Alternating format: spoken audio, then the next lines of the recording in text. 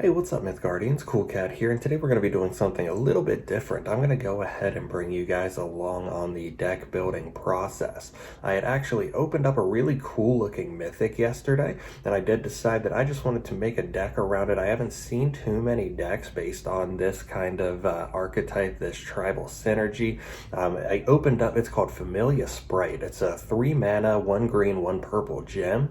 It's a 2/1 with Agile, and it's immortal when it's next to or adjacent to a witch.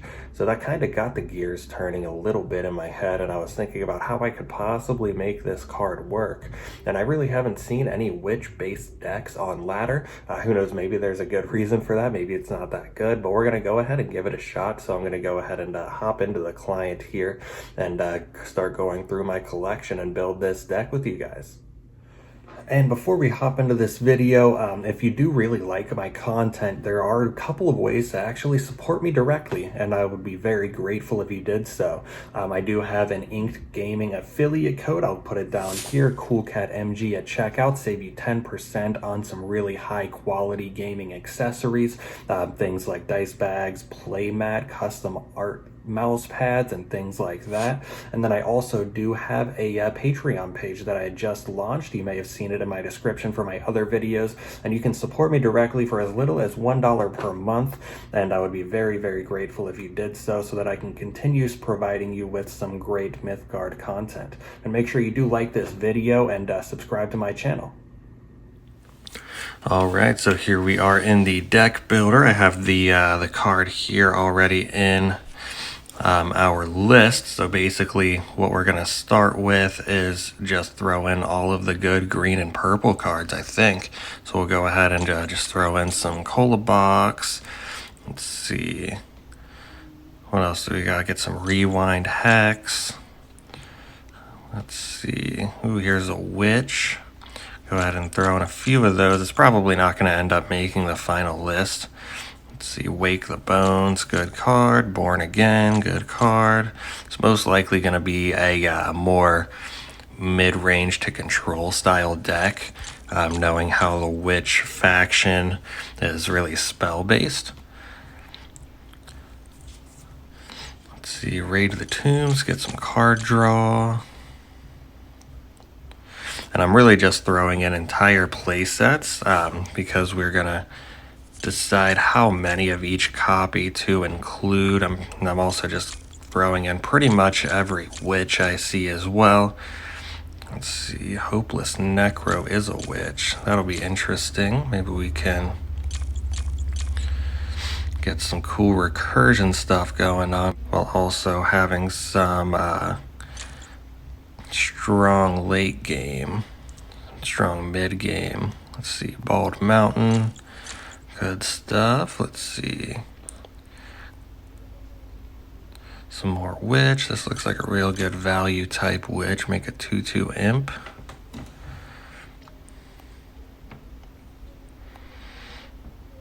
Let's see, another Witch. That one would be good with our Hopeless Necro. See, so already we're over the 40 cards. We are at 47 right now, so we're definitely going to be making some cuts. I'm probably going to be making some additions as well. Eraser, good card. Steam Bun, nah, we probably don't need that in this particular deck. See, we can add some more ramp with the Imperative Bell, or we can go a different way with it. Probably, let's see. We'll throw it in. Maybe we'll take it out later. Probably not going with the Peach because it's probably going to be a more spell-heavy deck than anything. Let's see. Respawn might be pretty cool. Red Cliffs, sure.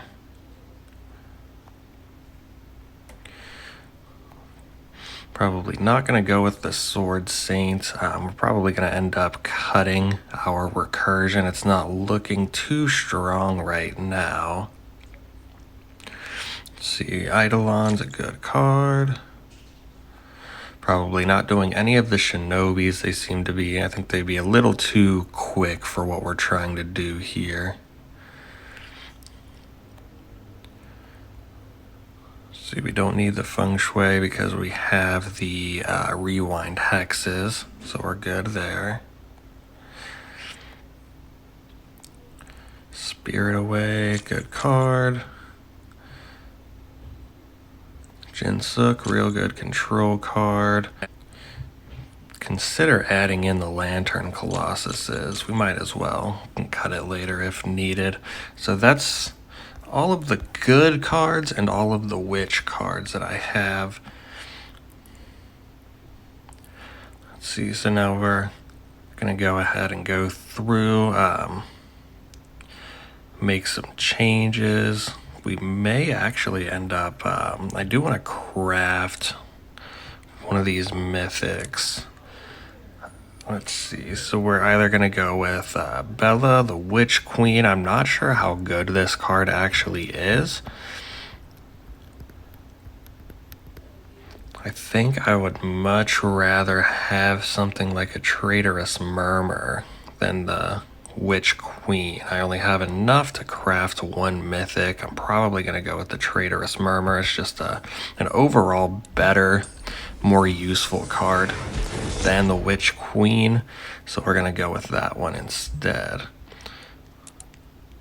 All right, so we got that in.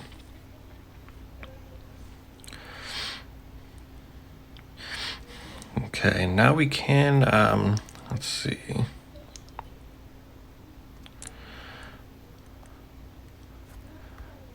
Go through and see exactly if we missed anything. Marching orders might be good, but we do have the Jinsuk, which is just marching orders on a stick, essentially.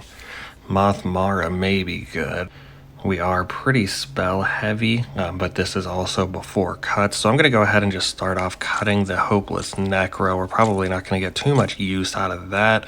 I'd rather stick with the ramp game plan. We're also going to cut this Spinneret. 1 mana 1/1's not good, and the effect does not make up for it like something like a Grinning Kolobok does. That ramp is much more useful than giving a minion ephemeral. Let's see, for Wake the Bones, that's pretty good recursion. So that we can get back things like the Jinsuk, the Wind Fury, the Sovereign Architect, Bald Mountain to recur, the Traitorous Murmur. Let's see. Vedma Flamespar is really good with the ramp, but I don't know if it's full playset good.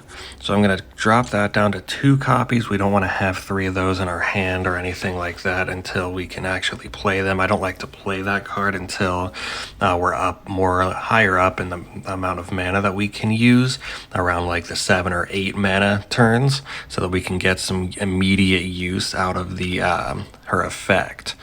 The Academy Analyst is pretty good. Some more spell synergy. So Academy Recruitment, it gives us 3 witches, which synergizes well with our sprite. It's also a spell, which synergizes well with our spell cards. I don't know if it's 4 copies of the card good. It's good to clog up the board so that they can't play, or so that they can't push any damage through. But I'm going to go ahead and cut this down to 2 copies. I think that'll just be a little bit more reasonable.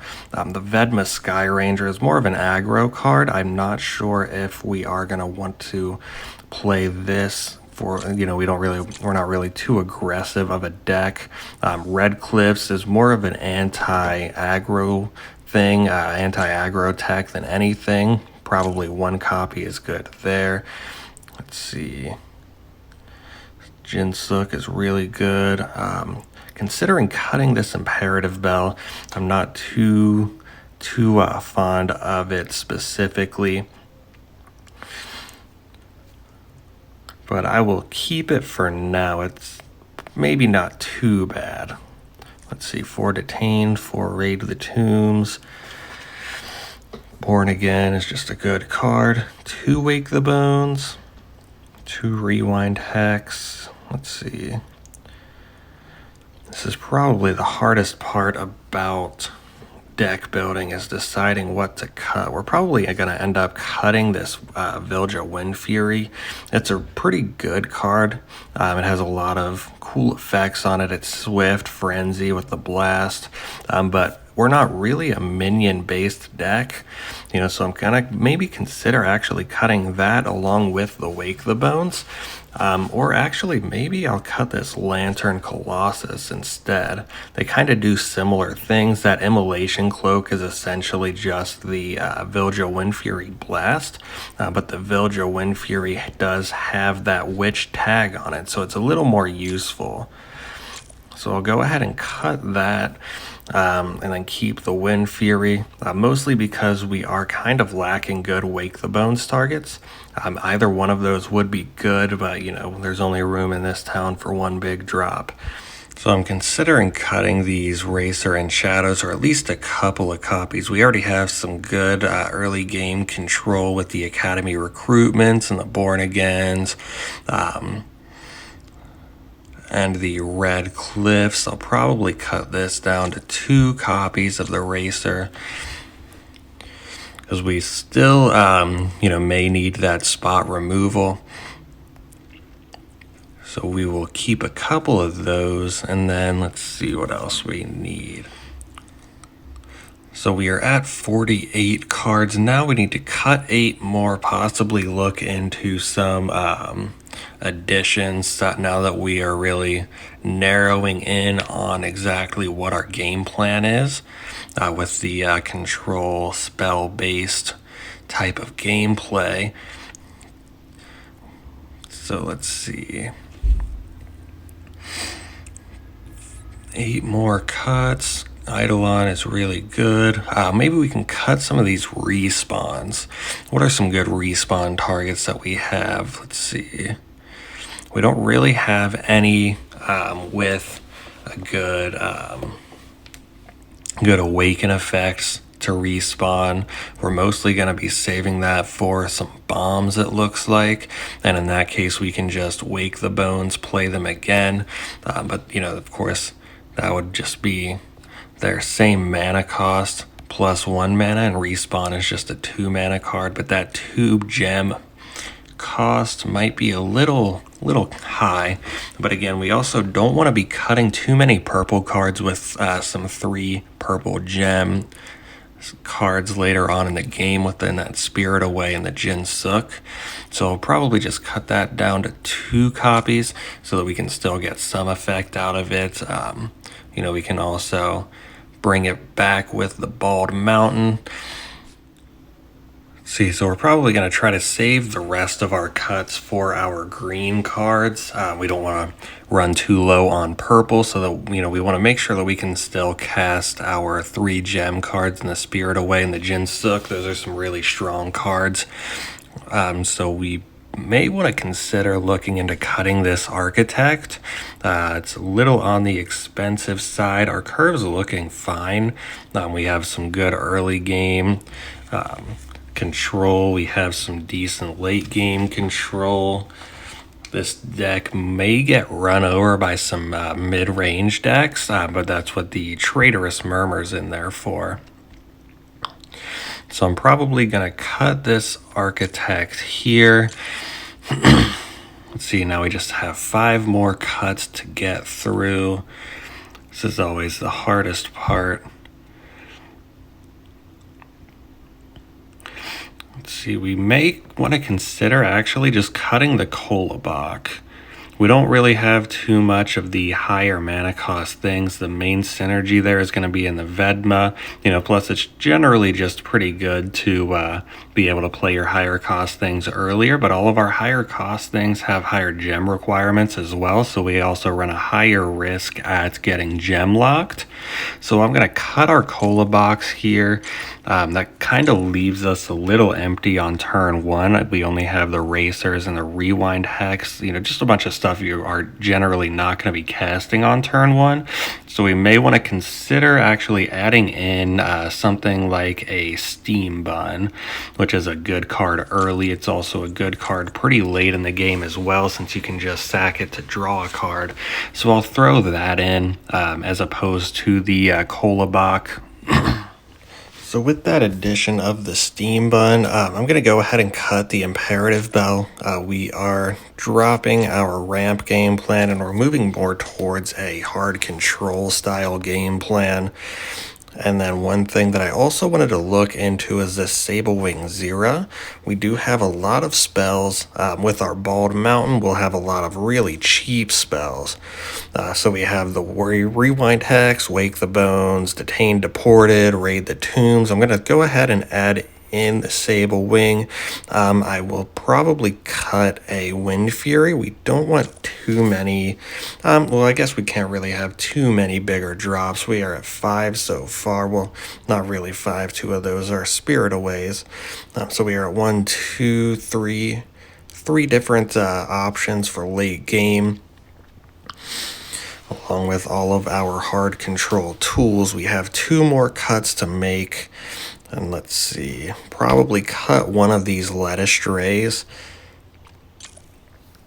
I'm not too sure how helpful they are going to end up being. We could look into adding something like a Moth Mara just for some possible burn opportunities.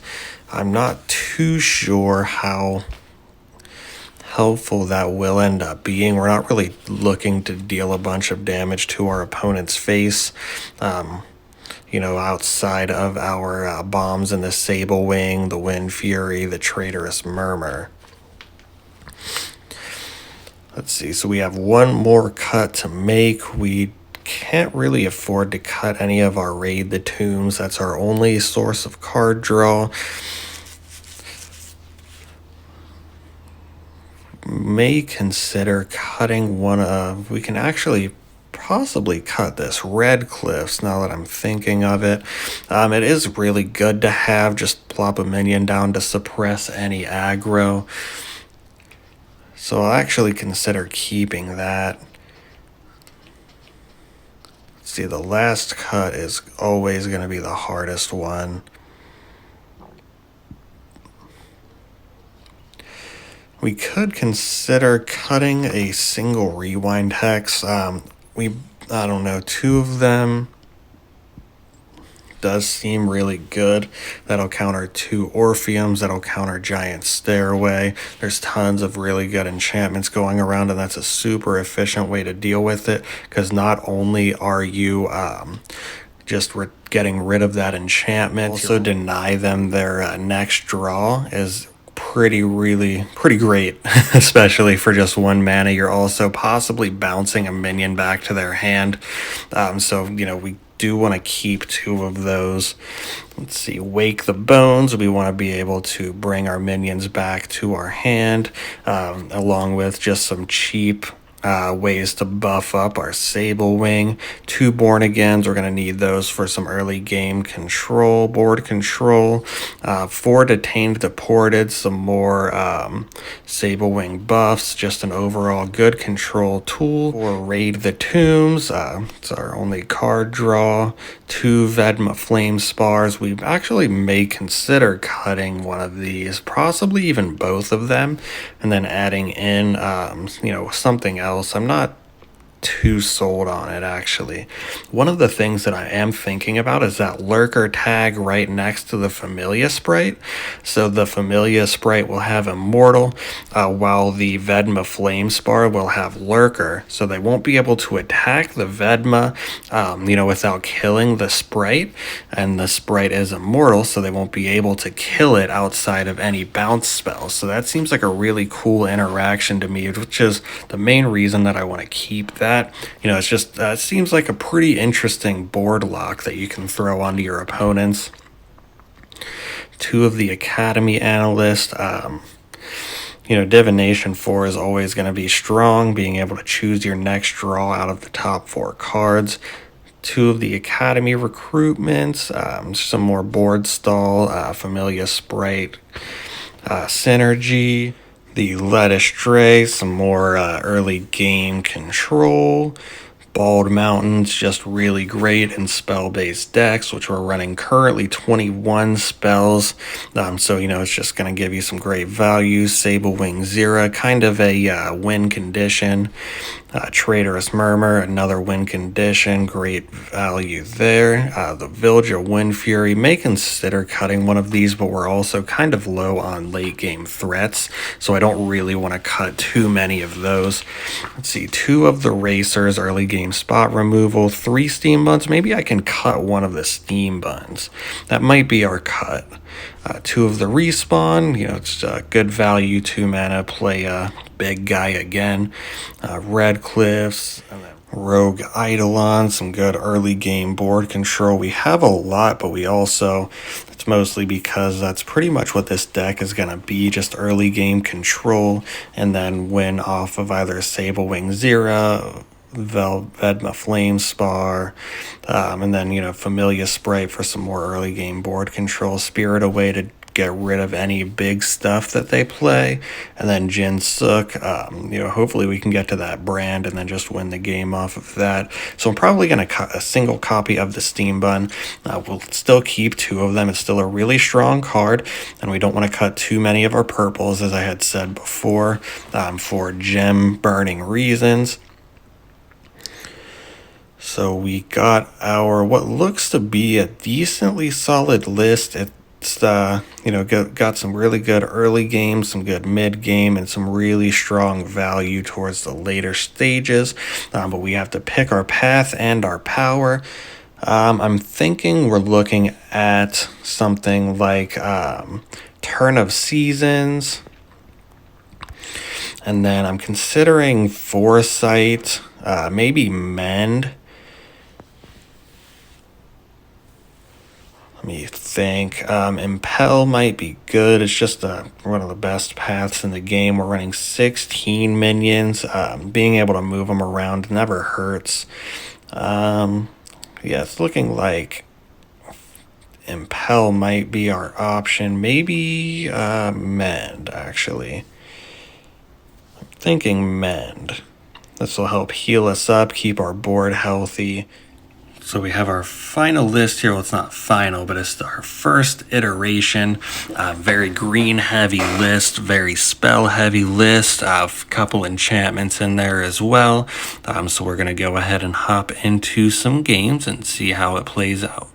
So we played 3 games with the deck. The first one was actually against my own deck. That was really cool to see. So this first game was really tough. We got color locked on purple, like I was trying to avoid within the deck building process, but that will happen regardless, unless we gutted our deck to make it just regular green purple. You're gonna get color locked sometimes. I did decide to burn that purple in case I drew another one to play this Rogue Eidolon. I did actually make this the opponent's deck, so I'm very familiar with what's in it. It's just a quick tempo, quicker mid-range deck based on Valkyries. And, just good purple cards. I throw down the Flamespar to block this 2-1. I know I'm not going to be able to make it to the late game to get a bunch of value. Plus, I already have one in my hand, so I'm not too worried about it. But they clear it right off with the Knives in the Dark, so that kind of hurt to see there. So I'm going to try to nullify this. And then bounce the other Valkyrie, just because I'm trying to keep the board clear so I can get to some later game turns, so that I can take over and try to, bring this game back to my benefits here. I have 2 Led Astrays, so I burn 1. I play 1 to bounce the Scout, and then that also gets rid of the Knives in the Dark buff. So that was decent tempo there, 3 mana for 3 mana and 2 cards. And then they do have the Mourning Wives and the Storm Daughters, so that's going to be tough to overcome. I'm going to go ahead. I'm lucky I top decked that Detain, so I'll Detain the Storm Daughter and then bounce the Mourning Wives back into their hand. And then I'm going to try to draw some cards so that I can get some purple gems so that I can play this Eidolon. Of course, I can't be lucky enough. I just draw more green. But I do pick up the Murmur. The plan is to steal this Mourning Wives with the Murmur and then hope to use that card so that to my advantage to really turn this game into my favor. So I'll go ahead and steal that. I don't pull a purple gem again. I don't really want to burn anything in my hand right now. That Born Again's good chump blocker. And then the mountain's going to be our recursion for the murmur. And again, I don't pull any more purple. Once again, I throw that down. The mountain, I pull my detain to port it back. So I detained the Jotun to hopefully get a clean trade. I don't have the mana to deport anything, but they do have the ice spike to go ahead and get an easy trade on my Kara, and then they also have the God's Blood to heal it right back up, that Jotun at the end of their turn.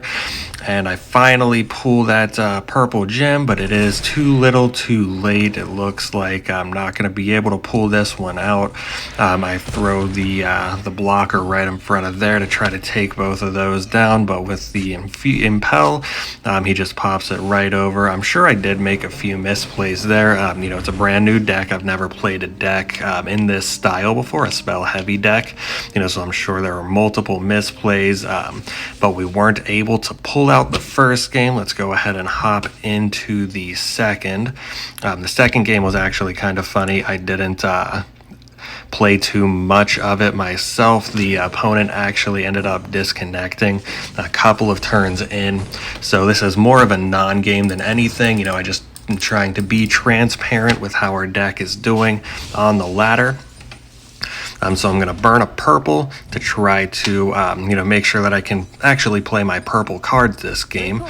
And I don't really have a turn to play that requires 2 greens. I'm not going to be able to get that Raid the Tombs off anytime soon. I burn a Detained because I have 2 in my hand. I'm not too worried about keeping one. And it looks to be a red-orange mid-range style deck, so it's going to be kind of tough to keep everything under control the way I need to. I do pull that respawn, not too helpful. I'm looking more for things to burn than things to, that I can't burn, of course. I'm just going to try to keep the board clear as best I can. And then they will, just keep playing cards and just trying to overcome my board and my early game control, which, this deck would most likely be really good at. And then I pull the Academy Recruitment, so I'm going to go ahead and try to block off these 2 guys right here to try to take as little damage as I can while I make it up to the later games. But then they disconnected, so we didn't really have too much of a choice there. Unfortunately, we couldn't play that out. It was looking to be like a pretty close game. But we do have a really interesting one for our third and final game that we have played so far with this deck against TBDA. This was a blue-yellow enchantment-based deck. So it's just control versus control. This game was decently long, kind of very grindy for both ends. More grindy on my end than his, but it's no big deal there. Drop the Steam Bun on 1 to contest the Clay Effigy. It's not too threatening, but with the rainbow, I know that they can buff it up with some enchantments, and I just want to preserve my life total as best I can and keep my hand size nice and full. So I'll sack that Steam Bun. Since I did pull my second, I'll play my second over here. I don't want that Thane to get a free trade on it so that I can sack it again later for some more card draw. And I'm not too worried about taking too much damage, at least in the early game, against another control deck. So I'll go ahead and burn a card, draw a card, and then play a card. So we're going to just draw a bunch of cards. I know I overdrew here, but I did plan for that with the double square pike. So we'll just go ahead and discard those at the end of the turn. And we will just keep it going. It's just a pretty standard control versus control matchup. They're just going to clog the board as best they can, and then we're just going to stop them from hitting our face as best as we can. I'm going to throw down the Academy Recruitment, try to block off a couple of attacks, burn a card, pop that Snake Den right back into the top of their deck, deny that draw, and then make them pay that 3 mana again to play it. but they are going to draw 2 cards off of their double maze, which is fine. It's not too terrible there, but with the overrun speedway on the Thane and the fragile, that's going to be 4 damage to my face. Perfectly healthy Thane right there, and we don't really have too much of a way to deal with that. But we do have our Vedma and Familia Sprite combo, so we have that. We have that immune Familia Sprite with the Lurker on the Vedma, but they go ahead and just cycle out our Vedma and kill our Sprite, so that didn't work out too well. Turns out there's a couple of ways to get around that, but we're going to pop our Born Again down in front of that snake den, kill that detained the maze just so we can get the deported to pop that Thane back into their hand so that they don't keep getting value off of that damage. And then we're going to hope to kill that maze with our Born Again, or at least deny them more draws. They play the stairway, probably looking to pop some snakes onto it. I'm not too concerned with it right now, mostly because, they won't be able to attack with the snakes. So I'm not really too worried about it. I did miss a power right there. I could have used my mend and healed 1 life. It doesn't matter too much. It's just 1 life. Whoever wins with 1 life, right? That's never going to happen, but we'll rewind hex that stairway, pop that back into their hand. That's 1 mana to take care of 5 mana plus a token. Just insane value right there. I'm going to kill the Thane with the Flame Spar. We're going to get a lot of value out of that on that turn, and then it just gets Magnus right on down, so that's not too great. We have the Spirit Away to deal with the Magnus based on what they've played so far. I don't expect any super beefy threats to come down anytime soon. They look to just be trying to buff up their smaller guys with their enchantments, so I'm just going to take their word for it there and go ahead and use my hard removal on what seems to be the biggest thing they have in their deck.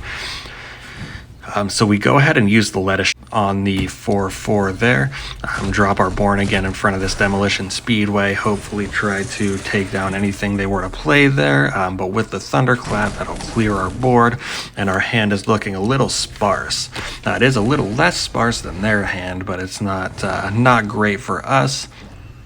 But we do top deck the Raid of Tombs, so we'll go ahead and draw a bunch of cards here. So it doesn't end up being too bad. That's why we're running 4 copies.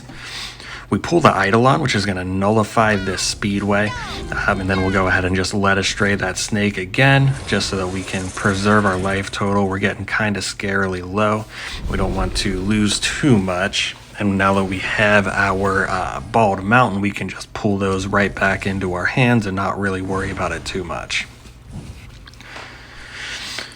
So we drop the Born Again in front of the Giant Stairway, and then we'll go ahead and pull off the Rewind Hex again. That was a misplay with the Born Again placement. I should have placed it 1 to the left in lane 6 instead, but we can't be too picky there. Like I said, new deck, we're going to make a lot of misplays early on, and our life total is getting really low. We're going to rewind hex that Giant Stairway and just nullify all of that. That was 7 mana and stuff that I just got rid of for 1 mana, along with denying them a draw. We have a couple of racers. We're going to go ahead and use one to pop this Effigy so we don't have any issues with it. They do get the Born Again with the snake on the Speedway with a little bit of overrun damage, but we were able to divinate our Jinsook so we can easily take care of this Thane. And then we'll go ahead and pop in another Raid the Tombs so we can draw some cards because our hand is looking sparse once again. We're not too worried about what we're burning here. We're mostly looking for our big bombs now, which we do pull a Wind Fury, and then I divinate a Murmur. So if they do play anything big, we can easily take care of it. They take out the Eidolon with the Yahui, which is kind of sad. We're not going to be able to use the Bald Mountain on this turn now. But we can take care of their Thane. We do have our Jinsook to pop over there. Jinsook's a really good card to have on the mountain. Since you're not using your standard action to attack, you can use it for free to recur a spell. So that's really good value there, and you can also use your other abilities as well. So we're going to go ahead and draw a ton of cards here, bring that rogue eidolon back into our hand to drop in front of this giant stairway.